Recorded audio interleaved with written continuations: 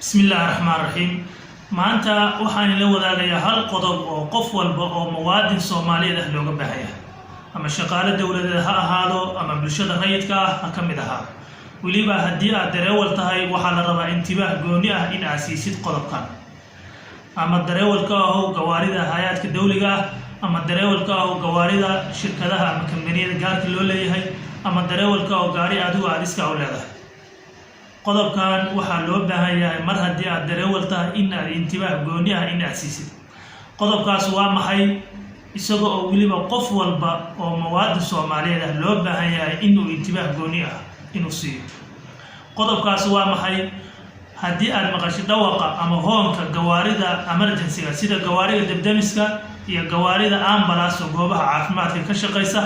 waa in aad gaarigaaga baakin degdega waa inaad dhigtaa inta ay gawaaridaas ay ku dhaafayso hadii aad tahay qof shacab oo aan gaari wadana waa in aad laamiga aad ka fogaataa ama jidka ay marka ay marayaan waa inaad dhinac uga leexataa waayo gawaaridaas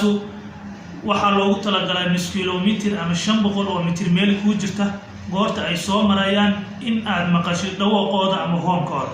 si dhabada loogu sii furo hoonkoodu ama dhawaqoodu waxa weeyaan waa dhawaq gooni ah oo loogu talagalay gawaarida emergency-ga marka waxa loo baahan yahay hadii aad shacab tahay oo gaari aadan wadana laamiga ka fogo waayo xawaare dheereey ay ku socdaan looguma talagelin gawaaridaas in la hor istaago looguma talagelin in gawaaridaas marka ay gawaarida kale ay dariiqa xirto in uu dariiqu sidiisa u sii xirnaado waa in dariiqa si degdeg waa in loo furaa marka waxa loo baahan yahay bulshadu waxyaabaha asaasiyaadka waxa moodaa inaysan aad ugu wacyigashan taasna waa mas'uuliyadda dawladda looga baahan yahay waxyaabaha asaasiyaadka ah inay